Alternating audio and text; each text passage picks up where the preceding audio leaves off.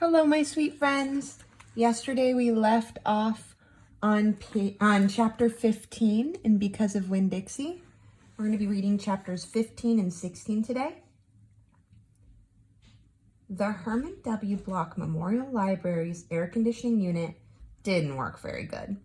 And there was only one fan. And from the minute me and Winn-Dixie got in the library, he hogged it all. He lay right in front of it and wagged his tail and let it blow his fur all around. Some of his fur was pretty loose and blew right off him like a dandelion puff. I worried about him hogging the fan, and I worried about the fan blowing him bald. But Miss Franny said not to worry about either thing. That Winn-Dixie could hog the fan if he wanted, and she had never in her life seen a dog made bald by a fan. Sometimes, when Miss Franny was telling a story, she would have a fit. They were small fits, and they didn't last long. But what happened was she would forget what she was saying. She would just stop and start to shake like a little leaf. And when that happened, Winn-Dixie would get up from the fan and sit right at Miss Franny Block's side. He would sit up tall, protecting her, with his ears standing up straight on his head like soldiers.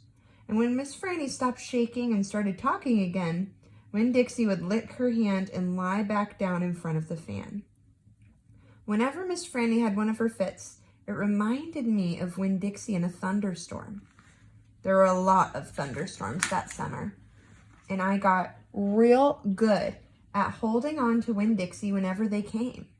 I held on to him and comforted him and whispered to him and rocked him, just the same way he tries to comfort Miss Franny when she had her fits. Only I held on to Winn-Dixie for another reason, too. I held on to him tight so he wouldn't run away. It all made me think about Gloria Dump. I wondered who comforted her when she heard those bottles knocking together, those ghosts chattering about the things she had done wrong. I wanted to comfort Gloria Dump, and I decided that the best way to do that would be to read her a book, read it to her loud enough to keep the ghosts away. And so I asked Miss Franny, I said, Miss Franny, I've got a grown-up friend whose eyes are going on her, and I would like to read her a book out loud. Do you have any suggestions? Suggestions, Miss Franny said. Yes, ma'am. I have suggestions. Of course I have suggestions. How about Gone with the Wind? What's that about? I asked her. Why, said Miss Franny, it's a wonderful story about the Civil War. The Civil War? I said. Do not tell me you have never heard of the Civil War. Miss Franny Block looked like she was going to faint. She waved her hands in front of her face. I know about the Civil War, I told her. That was the war between the South and the North over slavery. Slavery, yes, said Miss Franny. It was also about states' rights and money. It was a terrible war. My great-grandfather fought in that war. He was just a boy. Your great-grandfather? Yes, ma'am. Litmus W. Block. Now, there's a story. Winn-Dixie yawned real big and lay down on his side with a thump and a sigh. I swear he knew that phrase. Now there's a story. And he knew it meant we weren't going anywhere real soon. Go ahead and tell it to me, Miss Franny, I said. And I sat down cross-legged next to Winn-Dixie. I pushed him and tried to get him to share the fan, but he pretended he was asleep, and he wouldn't move. I was all settled in and ready for a good story when the door banged and pinch-faced Amanda Wilkinson came in. Winn-Dixie sat up and stared at her. He tried out a smile on her, but she didn't smile back, and so he lay back down again. I'm ready for another book, Amanda said, slamming her book down on Miss Franny's desk. Well, said Miss Franny, maybe you wouldn't mind waiting. I'm telling India Opal a story about my great-grandfather. You, of course, more than welcome to listen. It will be just 1 minute. Amanda sighed a real big, dramatic sigh and stared past me. She pretended like she wasn't interested, but she was. I could tell. Come sit over here, said Miss Franny. I'll stand, thank you, said Amanda. Suit yourself, Miss Franny shrugged. Now, where was I? Oh, yes, Litmus. Litmus W. Block. Chapter 16. Litmus W. Block was just a boy when the firing on Fort Sumter occurred. Miss Franny Block said she started in on her story. Fort Sumter? I said. It was the firing on Fort Sumter that started the war, said Amanda. Okay, I said. I shrugged. Well, Litmus was 14 years old. He was strong and big, but he was still just a boy. His daddy, Artley W. Block, had already enlisted, and Litmus told his mama that he could not stand by and let the South get beat. And so he went to fight. He went to fight too. Miss Franny looked around the library and then she whispered, Men and boys always want to fight. They're always looking for a reason to go to war. It is the saddest thing. They have this abiding notion that war is fun, and no history lesson will convince them differently. Anyway, Litmus went and enlisted. He lied about his age. Yes, ma'am, like I said, he was a big boy, and the army took him. And Litmus went off to war just like that, left behind his mother and 3 sisters. He went off to be a hero.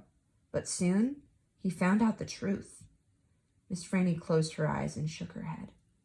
What truth? I asked her. Why, that war is hell, Miss Franny said, with her eyes still closed. Pure hell.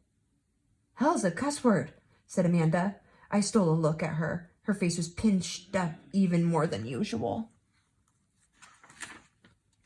War, said Miss Franny, with her eyes still closed, should be a cuss word too. She took her head and opened her eyes. She pointed at me and then she pointed at Amanda. You, neither of you, can imagine. No, ma'am. Amanda and me said it at exactly the same time. We looked real quick at each other and then back at Miss Franny. You cannot imagine. Litmus was hungry all the time, and he was covered with all manner of vermin, fleas and lice. And in the winter, he was so cold, he thought for sure he would freeze to death. And in the summer, why, there's nothing worse than war in summertime. It stinks so. And the only thing that made Litmus forget that he was hungry and itchy and hot and cold was that he was getting shot at. And he got shot at quite a bit. And he was nothing more than a child. Did he get killed? I asked Miss Franny. Good grief, said Amanda. She rolled her eyes. Now, Opal, Miss Franny said, I wouldn't be standing in this room telling the story if he was killed. I wouldn't exist. No, ma'am, he had to live. But he was a changed man. Yes, ma'am, a changed man. He walked back home when the war was over. He walked from Virginia all the way to Georgia. He didn't have a horse. Nobody had a horse except for the Yankees. He walked, and when he got home, there was no one there. Where was it? Or no home there. Where was it? I asked her. I didn't care if Amanda thought I was stupid. I wanted to know. Why?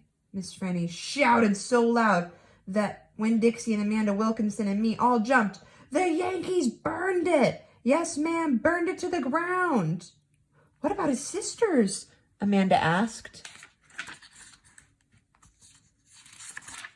She moved around the desk and came and sat on the floor. She looked up at Miss Franny. What happened to them? Dead. Dead of typhoid fever. Oh no, Amanda said in a real soft voice. And his mama? I whispered. Dead too. And his father? Amanda asked. What happened to him? He died on the battlefield.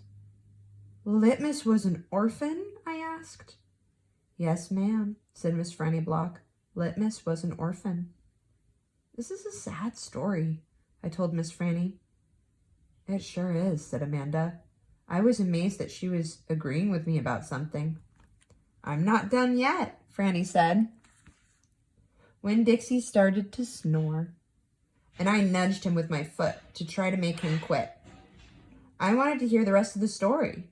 It was important to me to hear how Litmus survived after losing everything he loved. All right, we'll pick up on chapter 17 tomorrow, my friends. I hope you enjoyed these 2 chapters, and I can't wait to find out what happens to Litmus. All right, have a great day.